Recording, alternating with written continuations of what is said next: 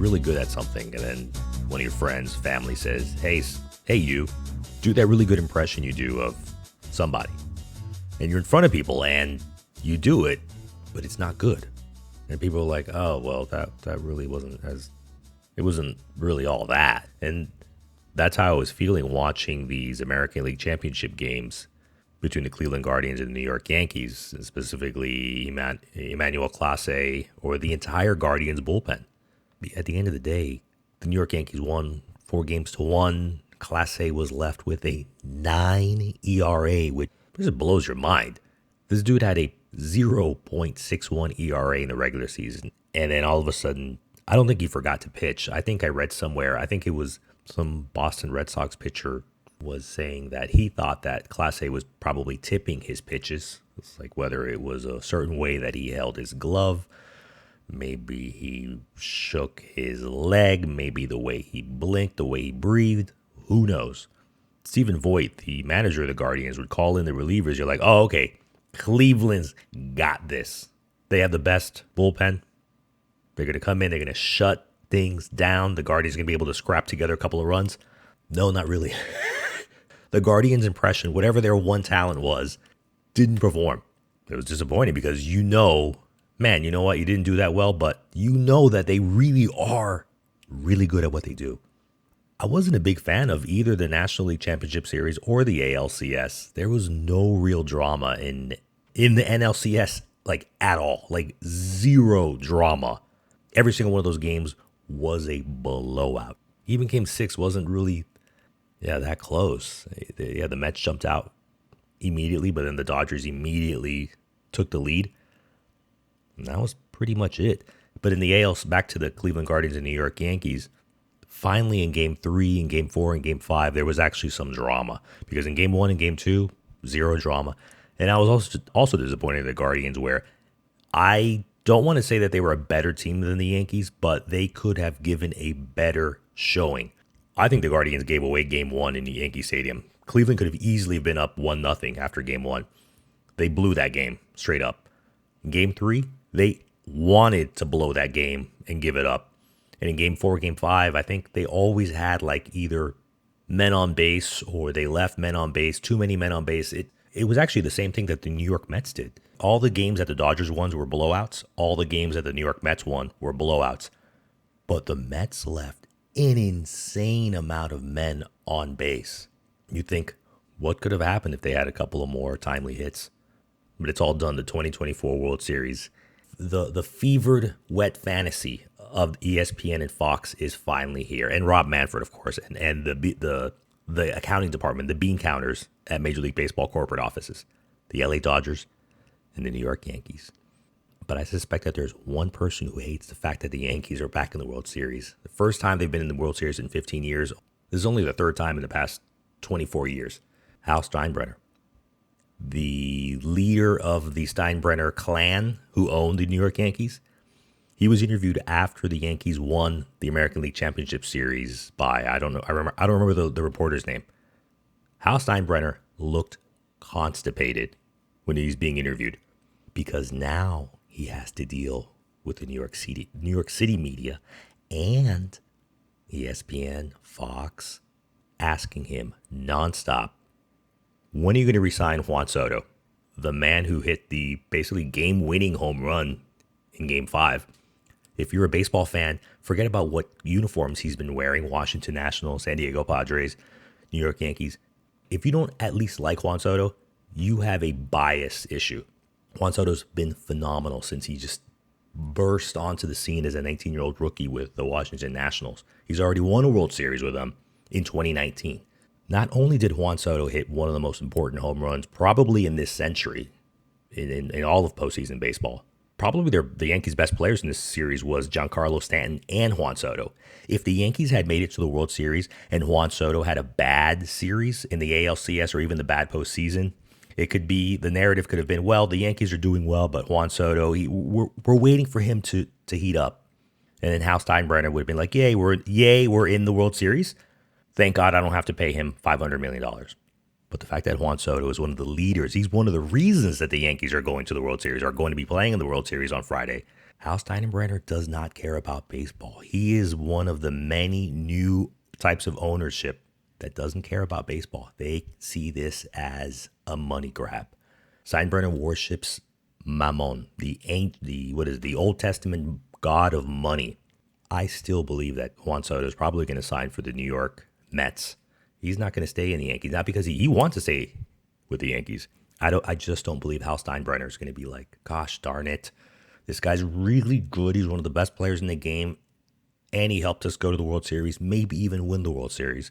I don't want to pay him because that affects my bottom line. And if he doesn't earn enough money, then Mammon, the god of money in the Old Testament, will be very angry with Hal Steinbrenner. And Hal Steinbrenner is a true believer. He is a true worshiper of Mammon, just like the Dolans, who own the Cleveland Guardians, Bob Nutting, who owns the Pittsburgh Pirates, et cetera, et cetera, et cetera. Who knew we were going to talk about spirituality when we're on the verge of the 2024 World Series? Anyways, back to 2024. Quick final thoughts on the NLCS. Boring, blowout series. I already said it. I already miss the San Diego Padres crowds. You can easily say the Philadelphia Phillies, the fans give the best atmosphere. They make the best atmosphere. I personally prefer, as great as the Phillies fans are, and Citizens Bank Park is incredibly hard to play at as a visitor. I love that San Diego Padres crowd, and I really wish they had made it to the World Series, because then it would have been on a national stage and they would have played, in this case, they would have played the Yankees. That would have been amazing. At the end, though, LA Dodgers, New York Yankees. It's a historical matchup, and I love history. Congratulations to both teams. I hope this goes on for 7 games. I think the Dodgers are going to win. I think they're just a little bit stronger than the Yankees. They have a stronger pitching staff, which I can't believe I'm saying. This team, I thought they were going to get knocked out by the Padres because they had no starting pitchers, and they've really impressed me these last 2 rounds. I'm going to have my TV ready. I'm going to have my drink ready for Game 1, Friday night of the 2024 World Series. We're going to be enjoying that, but there are also some people who are both fans and work in baseball, which I think is amazing, and you're going to enjoy our next guest. I'm happy to be joined this week by our special guest, Kyle Kercheval, the broadcaster for the Quad City River Bandits. Kyle, welcome to Last Call Baseball. Thanks for having me, Dorian. Pleasure to be here. For those of you who don't know, the Quad City River Bandits is the high A minor league team for the Kansas City Royals. Now, Kyle, very important question. What's your favorite 80s music video? Oh, man. I mean, that's a loaded question. As a massive 80s music fan, there are a lot of candidates here, but I think my favorite, just because of the extreme 80ness and my affinity for Journey, I have to go with Separate Ways. I don't think there's a more 80s music video that exists than that one. And I think it's iconic in its 80s-ness, in something that I think it's, at this point, it's just more entertaining than anything, but I can see how somebody who is not an 80s fan would go, wow, that's terrible. I just lost all respect for this band Is for is the is time. is that the video where they're like on the water and like he's Yes. kind of walking after a girl? Yes, yeah, he's walking Okay, yeah. backwards through like a wharf, and Yes, yeah, yes. they're playing fake instruments on the walls and fake keyboards, and yeah, it's a hoot. When I was thinking, because I saw on your bio on the Quad City River Bandits website that you're a big 80s fan. I'm like, I have to watch it. I have to ask him this because I'm also a big 80s fan. And I was like, if someone asked me this, I was like, I have like there are so many contenders, as you said, but Yeah. of course, music videos, which is something like brand new in the 80s, I would suggest people watch the Police video with Sting and everybody else wrapped around your finger, just because of the visualness of it. That's when they have set up like 500 candles, and it's just Oh, Sting just kind of like dancing around. It's obviously it's not like a very hyper song, but it's a visually striking because it's so simplistic. It's just a room full of candles. It's really good. And my other one obviously is the classic Michael Jackson Billie Jean, because all the sidewalk pavement that he's on, they all light up. And as a kid, I always wanted that to happen to me as I'm walking down the sidewalk. Has yet to happen. Sorry, it hasn't happened to me either. I'm waiting for a lot of things in that world, but yeah, no, that's pretty funny. No, those I have not seen the that police one. I'll have to check that one Yeah, out. that's a YouTube thing right there. That would be 4 good minutes of your life right there. Thank goodness for YouTube. Where would we be without it? Exactly. You're the broadcaster of Quad City, and I always find it fascinating. Anyone who works in baseball, not just anyone who works in baseball, people who get to watch. As a kid, I was always like, that would be my dream to be a sports center anchor and just get paid to watch sports. It just blew my mind. But not only are you the broadcaster for Quad City, you have had a really rich background of watching and being part of baseball all around the country. I noticed that you worked in baseball in Arizona, in Cape Cod, now in Iowa, and I think of a few other places as well. Are there any particular differences when it comes to like the baseball culture working in these very different parts of the country? Well, there's definitely geographical differences, but there's also just differences in the levels and the kinds of communities that exist. If, for example, Quad Cities, obviously we're affiliated high A baseball here in the Midwest League, but then if you go to Cape Cod, you're talking summer collegiate ball, where those are organizations that are like nonprofit situations where you've got 4 or 5 quote unquote full-time front office folks, and they're not even full-time. They've got a day job, and then summer rolls around, and then all of a sudden, the president of the local bank is now running the local college baseball team. So that is as unique as it gets. But because specifically in Cape Cod, you've got such a communal aspect, the relationships that the cities and that the players have is really, really special. Back in the day, which I guess wasn't all that long ago, there would still be host families in minor league baseball. But that doesn't exist here in the Quad Cities anymore. I'm not sure if it does with other teams and other affiliates, but it's all host families in Cape Cod. So, you've got the local top prospect from LSU coming to stay with you for a summer in Cape Cod, and you're a family with some small kids that are growing up wanting to be baseball players. I mean, what an awesome experience for them to get to spend a full summer with these guys. And the players just love it. They embrace the communities, they embrace the teams, they embrace the families, and you get this really special, close-knit atmosphere. And here in the Quad Cities, you've got 4, really 5 cities in the QCA, and still a close-knit thing, but it's a much wider scope, and the history here in Davenport is unbelievable. I mean, you can go back to pro baseball in Quad Cities back to the 1800s. Modern Woodman Park, where we play, was built in 1931. It's the 4th oldest ballpark in minor league baseball. So if you just look at that alone, the history element here in the Midwest League is unbelievable. So you've got that larger community, but one that's really rich in history. So in a nutshell, yeah, the communities are all different. Arizona is a college atmosphere. Arizona State is where I went. That's a different situation. Their spring training, it's a great place to learn how to do the whole baseball broadcasting thing and just to be a baseball fan, frankly. And then yeah, the community aspect in Cape Cod sets it above the rest and makes it a really, really unique experience. Those are definitely two places I'd love to watch because I love baseball. It doesn't have to be professional. I just love baseball and going to see some games at the Arizona Fall League, which I think it already started.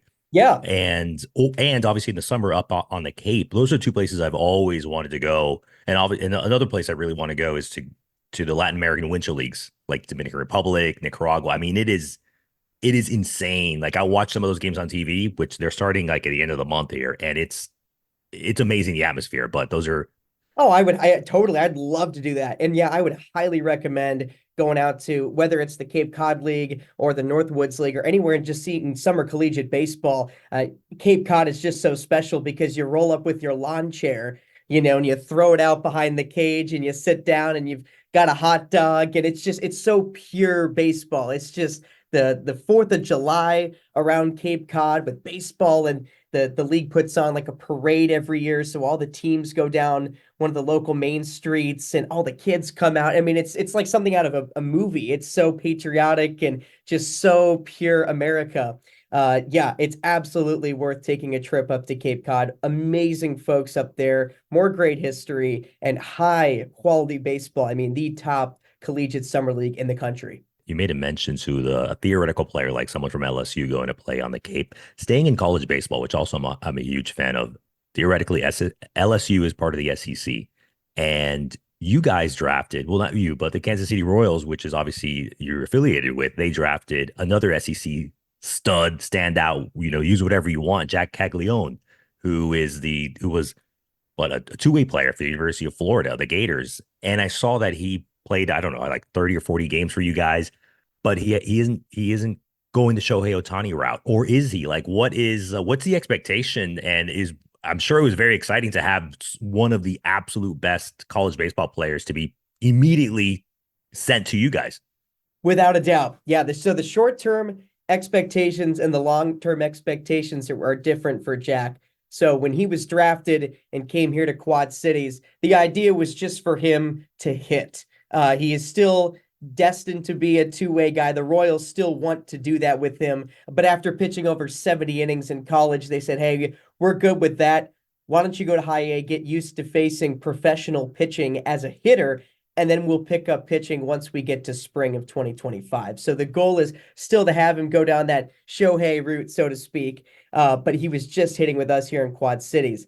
And yeah, it was, I mean, tickets sold easily for that first week after he was assigned here. And it was something that, you always kind of had in the back of your mind when they draft a college guy, when the Royals draft someone, you go, okay, yeah, maybe he'll come to Quad Cities. We get 4 or 5 college guys from the recent draft almost every year. That's pretty common for us and with the way the Royals develop their college guys. But with him, it was like, you don't really know. You could see him going to single A. You could see him staying all the rest of the year in Arizona. You could see him go to double A. I wouldn't have been shocked if he had gone to Northwest Arkansas to start this year. But yeah, we got the heads up that he was coming here, and that was super exciting. And boy, I mean, what a crazy sequence for him, going through a full college season, getting drafted, going down to Arizona, kind of getting used to that whole professional baseball lifestyle, and then coming here. You go from the SEC to Davenport, Iowa. It's a bit of a culture shift. But boy, he picked it up. He melded so easily into the clubhouse. All the guys just loved having him here. And boy, was it fun to watch him play. I mean, he was only hitting for us, and every time he steps up, he looks like an NFL tight end. The guy is 6'5", 250, wears a size 255 shoe, like just a gigantic, menacing presence in the batter's box. And when he puts wood on the ball, I mean, it's 110, 112 easy, and you just hold your breath waiting for something special to happen. So you got that little extra jolt at the end of the year for the team, helped lead the squad to the playoffs, and really improved second half. It was really a joy to have him here for the last couple of weeks here in 2024.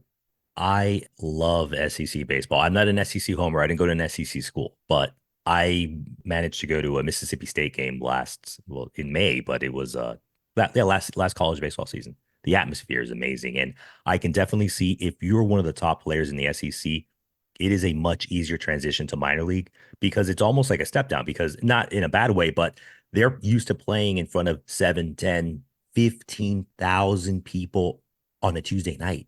Yeah. And their facilities, it's mind blowing. And it's like, this is a college baseball program. And so, yeah, I'm a big fan of, I don't want to say watching them progress, but I love seeing, as you had mentioned earlier, the different levels of baseball throughout the country. And it's fantastic. You had mentioned you went to Arizona State. Number one, what in the World Conference are they playing in? And number two, obviously Pac-12 and all that stuff. Do you manage to follow the Sun Devils baseball program? So they're now in the Big 12, to answer that. But I am not a huge follower of the baseball program, but that didn't stop me from talking a lot of ASU baseball and just ASU sports throughout these last couple of years. Our manager here in Quad Cities for the last 3 seasons is a former big leaguer Brooks Conrad who also went to ASU. And so there was always time for us during BP to chat, whether it's baseball or football or just the Tempe life, and I kind of kept up with ASU athletics through Brooks throughout the year. So now that it's the off season, he's back down in Mesa. I've kind of lost touch. So I don't follow the program super closely, but it's definitely something I'm aware of, especially given all the names that have come through there from Reggie Jackson to Barry Bonds. Like it's a huge list of names. So I don't follow it super closely, but I absolutely root for that program, and I know that it's college baseball is huge in Arizona. It's an area that kind of gets overlooked. Where you got all the SEC schools and all that, but with the Arizona State rivalry, I mean that's as good as it gets. Yeah, definitely. That's something I'd like to go see because usually, as you're right, a lot of people focus on the California kids, Yeah. and a lot now the SEC schools are basically raiding all of California, and it's kind of disappointing seeing traditional powerhouses like UC Fullerton, et cetera, like not being as strong as they used to be because the SEC is just it's just a monster. They're it's almost like the sun, the gravitational force of the sun. They're just sucking all the people into the Southeast. And is Missouri really in the Southeast? And I'm not a fan of all this conference realignment. I think Stanford is in the ACC now or the Big Ten. I don't. Who They're even knows?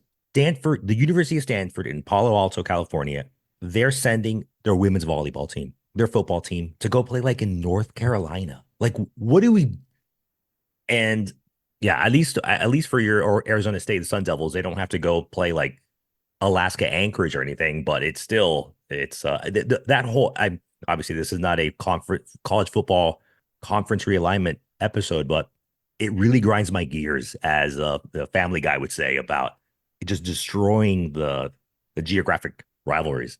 Absolutely. Yeah. And there's, I mean, we had a guy on our team the last couple of years, Steven Zobak, who went to Cal, and he's a top 30 prospect in the Royal system. And he's a big follower of all things Cal athletics. And when they had first announced all the conference realignment, he was like, wait, what are we doing? And he had the perspective of a college athlete, somebody who's qualified to speak on this. And it's like, from a travel perspective, like, this makes no sense. How am I supposed to be a student athlete when I'm traveling from California to Ohio to Maryland or wherever? Like, what is this? So there are many folks that have been outspoken about it, and understandably so. It was that travel and that whole college athlete lifestyle. I'll never know what that's like, but I can only imagine it became harder, especially for those programs that aren't huge. Those smaller sports, Yeah, having to travel the and make overhead for it that. work.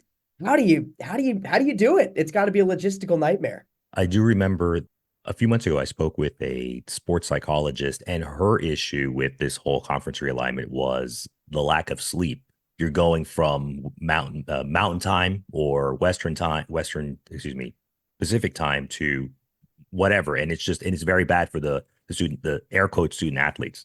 It's a shame. Yeah. But as a broadcaster, do you have any say or any influence? Because when you're at the stadium, they're always playing walk up songs. But of course, that's the batter's choice. Whatever he wants, that's going to play for his song, the hype up. But all the other music that they're playing in the middle of the innings, before the game, after the game, do you manage to slip some of your like 80s Spotify list over to the not the broadcaster, but whoever is in charge of the stadium audio? Sometimes I do. I don't know if it's ever wanted, but I am there to provide an opinion and a suggestion here and there. I'm still waiting for us to have an 80s night, and then I think I'm the go-to person in the office for that. I can't believe you haven't had that. That's a staple. You have to have like a Seinfeld night. You have to have like Harry Potter night, and you have to have an '80s night. I feel personally attacked that we haven't had one yet. But hopefully, 2025 promo schedule, who knows? But yeah, definitely. I think one of my proudest things that I've been able to accomplish in that realm is we have if the River Bandits are trailing going into the bottom of the ninth, there's a 50-50 shot that Don't Stop Believin', and the live version of Journey in 1981 starts playing on the video board. And that was definitely my doing. So if that comes on, it's, you never want to see the Bandits trailing going into the bottom of the ninth, but there is a small part of me that goes, okay, we got a shot to see Journey here.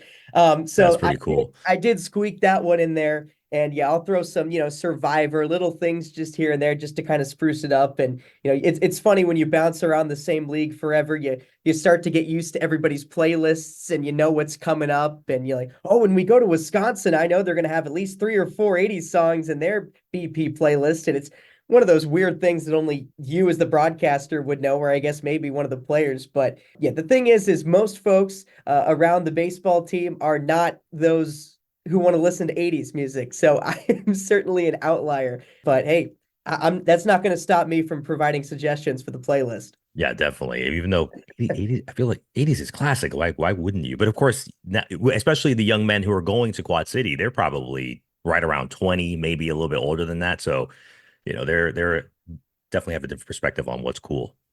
Oh, for Ian, I am in no means the pinnacle of cool. So I don't know what's cool. I'm just the broadcaster. The guys down there, they're cool. So different worlds. Obviously, working in baseball, where does your love of baseball come from that one day you decided, I love this and I want to work in the sport?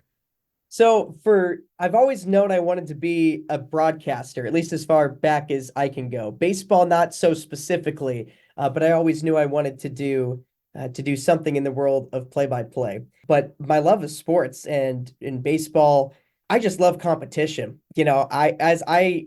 I was that over competitive kid in elementary school at recess, playing football, doing everything they can to win the game.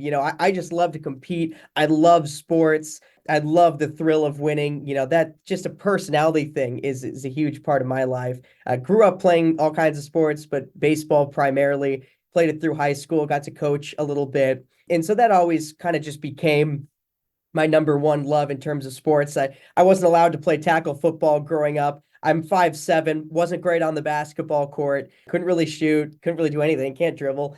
So baseball just kind of came naturally to me. But my real love for baseball and broadcasting kind of coming together was around that 11, 12, 13-year-old age where my cousin and I grew up in Denver. We had started like a Madden franchise on the PlayStation 2 or whatever. And we had like put ourselves in the game and we had created our own team. And we just got super in depth. We were writing out the rosters and like sponsorships, and it was way over the top, but we loved it.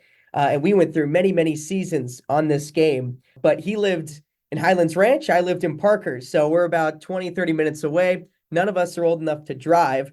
So I have the game at my house. Well, what do? You fire up the game, you dial up the phone, and you give play-by-play to your cousin over the phone, and you play the game at the same time.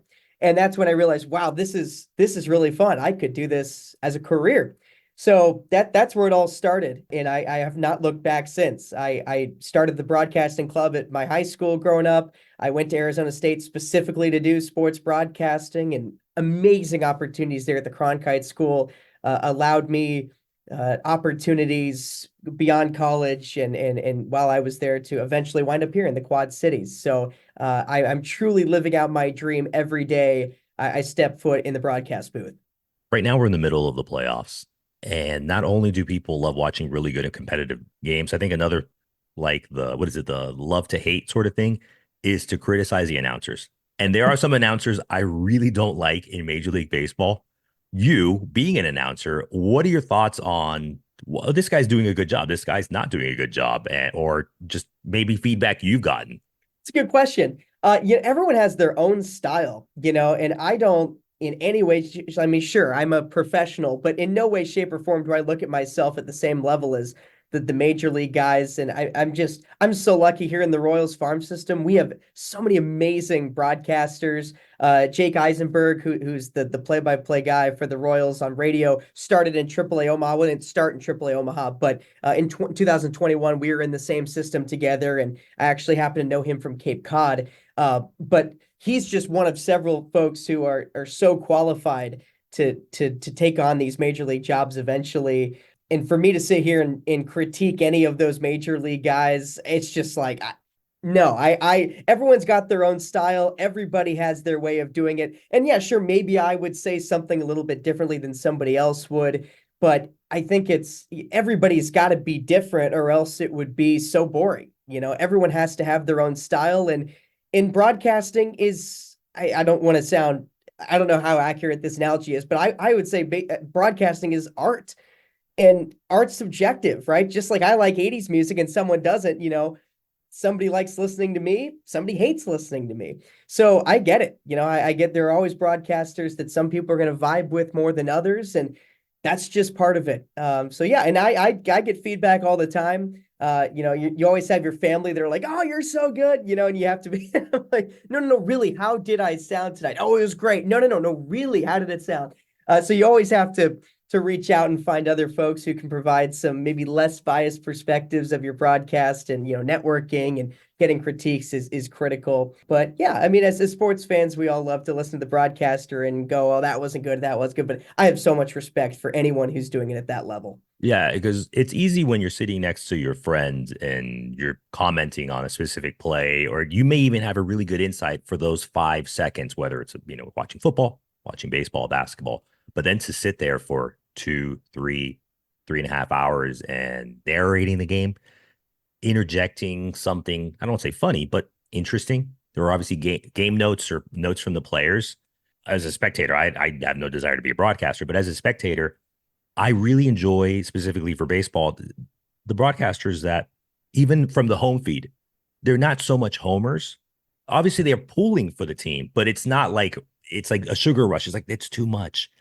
And I also like when they take it like slow. They don't have to fill the whole space. I'm thinking specifically the very first three ones that come to mind are Kyle. No, I'm joking. I need to watch some of your games, but it's he used to broadcast the Baltimore Orioles TV. John, he was like bald. He was with ESPN. Then he moved over to the San Francisco Giants. Oh yeah, That guy. That guy. yeah, I know exactly what you're talking about. Yeah, The the gentleman who left the Chicago White Sox with the eyeglasses, and now this is his first year with the Detroit Tigers. I forget yeah. his name. I see his face. Benetti, Jason Benetti. Yes, Yep. I love him, and he has a phenomenal voice. Yeah. And another one I really like is the play-by-play man in the Tampa Bay Rays. He has like a really funny mustache, and he has glasses as well. I don't know. I feel like you need to start wearing glasses. I don't know, but I'm joking. Those two of those three guys wear glasses, and I just love that they're pulling for their team, but they're also very, I don't say critical, but they're very honest of the performance. It's not like, they're not trashing them as you would like on Twitter or something silly like that. But I love the professionalism of them, and also how they let the game unfold. This is Yeah, just me as a for sure. spectator. Yeah, and I think we're broadcasters are all fans to start, right? So we're all fans of the sport, and I think it's a disservice to the listener to be over the top homer. And I get that that's what some people like to do. That's their style. Great. Awesome. Roll with it. For me, I'm the River Bandits broadcaster, and I'm going to be more excited about a Jack Caglione homer than something hit by the Cedar Rapids Colonels. But if it's a great play, and some guy for the Beloit Skycarp is 3 for 5 and is a triple away from the cycle with 5 RBIs, like that's a big deal. Like you need to be excited about that as the broadcaster, because who knows who's listening? Yeah, we're the River Bandits baseball network, but somebody's tuned in. Maybe the grandparents of the guy who's going for the cycle, and that's a huge moment for them. It's a huge moment for the player, and it's a huge moment in the game. And so to be over the top down when something good doesn't happen to your team, and vice versa, like I said, I think it's a disservice to the listener, and it's you need to accurately portray what's going on in the game. And if your team's on the road and the other team just walks you off, it's a pretty big deal for that team, So it's all about finding that right balance, and it's something I work on all the time. Yeah, I commend you for that. Again, I couldn't imagine filling 3 hours of interesting, and not just interesting, but again, just doing the play by play and not losing focus. Because sometimes I'm like, wait, what just happened? And I have to like rewind the TV. But anyways, Well, to your point about letting the game breathe, that's huge. And it's as a radio, when you're doing a radio broadcast as opposed to a television broadcast, it's a little bit different. As if you're doing the TV style, it's very like I'm interjecting important information here. I'm kind of I liken it to underlining or highlighting moments. You're adding context. Whereas radio, you need to provide context, but you need to say what's going on. So there's not usually a moment that's particularly quiet in a radio broadcast, but when is a good time for me to slow down here? When's a good time for let me let the crowd tell the story? When's the right time for me just to let people take in this beautiful Tuesday in whatever way that sounds? So yeah, I really commend those broadcasters who've mastered exactly when to say nothing. That's the hardest thing. And also equally hard is filling 3.5, 4 hours of broadcast, and that's pretty easy to do on April 10th, game 5 of the season. Much harder on July 31st, game 132. It just kind of depends the situation, but it used to be really hard when I first started out, but the more and more I've done this, the more I've learned how to gather material, where to get it from, and just kind of find that right balance of breathing and information. Here's a question I love to ask all my guests. Kyle, if New York City were to call you tomorrow and say, Kyle, we need you to put down the Walkman because you are now the new Major League Baseball commissioner. Day one, your first month, whatever. What's a few things? What's one or two things that you would do with your new powers? And again, you're the commissioner, so you could basically do whatever you want. If you want to say we're starting games at 3 a.m., we can do that. So let's hear it. Man, I think the first thing that comes to mind for me, of course, has to be in the minor league realm because that's my world. But I think they've got to bring back something like the MILB at Field of Dreams game and frankly the major league game that we saw in 2022. I think us as the River Bandits getting to participate in that, along with Cedar Rapids, is certainly one of, if not the highlight of my career and will forever be, as long as I'm fortunate enough to do this. But that was not only cool for me as the broadcaster and the players, but for the communities and for all these folks here in Iowa and for the Midwest to be on a national stage was really, really cool. Obviously, you had Kevin Costner out there to throw the first pitch and do all that, all the pageantry that went along with it. It was so well orchestrated. It was so well done. Both games were great. That was really cool. I think you have to bring back, that's the first thing I'm doing, is bringing that back, and not necessarily saying, hey, we need to play every game in Dyersville. Play a AAA game anywhere, play a game in Alaska, play a game in somewhere in Vegas, go to Hawaii. I don't know. I get that there's logistical elements that go into it. It worked really easily to have Davenport and Cedar Rapids teams play in Iowa. I get the ease with that. You definitely got to bring that back. That's the most important thing. I have to think though. Other than that, that's a loaded job. I don't think I could handle that. My job as a broadcaster is hard enough. I'm curious. What have other folks said? It's usually like the rules of the stuff that they would either Okay. get rid of the pitch clock or they would get rid of the Manfred runner on second base. Okay. It's usually Okay. like more tactical things. Yeah. But that's again, I love playing like, oh, again, if you own your favorite sports team, if you were the commissioner, I would do this. But it's a fun little game to play. I like that. I like that. Yeah, I'm gonna have to think on that. I'll get back to you. There's some good possibilities there, but there's a reason why I don't have that job and never will. Never say never. We'll see. Who knows? Something really needs to go wrong if I end up in that role. I'll just say that. Plenty of things have been going wrong in the commissioner's office in New York City. Anyways, we can't play baseball. We can't watch baseball. We can't even broadcast baseball on an empty stomach, or at least we shouldn't. When we go to see a River Bandits game in the Quad Cities, what's some local places that you would suggest for a cup of coffee, food, drink that you love going to? Yeah, there are some great options here in the Quad Cities. I mean, like I said, you've got four, really five cities of culinary dining options. So I'd say if you start, with your morning coffee, I'm not a huge coffee guy, but I like coffee. And in mid-season, you need the coffee. 392 Coffee here in Davenport, right down the street from the ballpark, is probably my favorite. They have a sneaky good breakfast burrito, which is not really something you'd associate with the Midwest and Iowa. So a good cup of coffee, a breakfast burrito, Red Band coffee, also really good. Great scones. If you want to be highfalutin, go with Red Band. And then if you're ready for a full-on breakfast, I think Jimmy's Pancake House is my favorite in Bettendorf. They serve breakfast until like 3 o'clock, which is perfect for me because when it's an off day, my day really doesn't start until like noon. So I need to be at Jimmy's late for a late breakfast. Now I will say, there is a bit of a rivalry in the River Bandits front office when it comes to breakfast spots. Jimmy's Pancake House is number one for me. QC Coffee and Pancake House across the river in Rock Island is the favorite of others. And they'll say that that's the best breakfast in the Quad Cities. So I'll let you decide when you come out to the QCA. You can go to Jimmy's, you can go to QC Coffee, Pancake House. Let me know. As far as my favorite, one of the coolest places to get a drink here in the Quad Cities is Up Sky Bar, which is at the top of the Current Hotel in downtown Davenport. That's as cool of a view as you're going to get anywhere. And that's coming from the guy who gets to look out at Modern Woodman Park all the time. So go out, you got to hit Up Sky Bar in downtown Davenport. That's atop the Current Hotel. Great drinks and a view of the Mississippi, the ballpark, the bridge, and across the way in Illinois.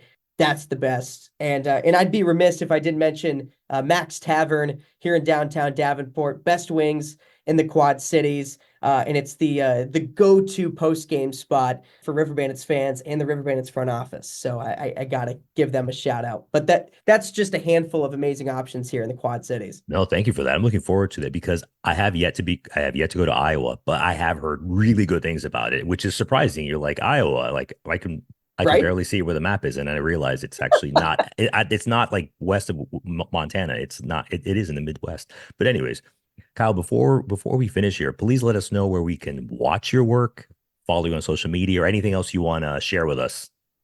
Yeah, so you definitely got to follow the River Bandits at QC River Bandits. That's on Twitter or X, Instagram, obviously on Facebook if you're an 80s lover like me, and Facebook's probably more your thing. Definitely follow us there. You can follow me at Kyle T. Kirch on X. It's usually a lot of River Bandits and 80s talk, but I'm there. Feel free to get in touch. And then, yeah, when you're watching the River Bandits, got to do so on MILB TV, Valley Live, and you can always listen at riverbandits.com. All 132 games brought to you by yours truly for better and for worse. Thanks to Kyle for joining us this week. I don't know what I'm going to be drinking Friday night for game 1 or game 2 on Saturday night, but I know what I have been drinking and what it's basically finished for this podcast, for this episode. I had a beer. It's called Handsome Maniac, a Belgian style triple from a good American local brewery called Sand City Brewing Company in Northport, New York. I did say I wasn't going to drink any more beer, but I also need to mix up my drinks between rum and beer. I'm going to keep going more towards liquor, rum, bourbons, gins. But in the meantime, I also need to use up the beer in the fridge and not let it go to waste. Northport is a beautiful seaside town in Long Island. And I think close to there, the Long Island Ducks, which is an independent baseball summer league plays, which I'd love to go see them maybe in 2025. Enjoy the World Series. I'm going to enjoy it. Thanks for listening to Last Call Baseball. Be great and get home safe.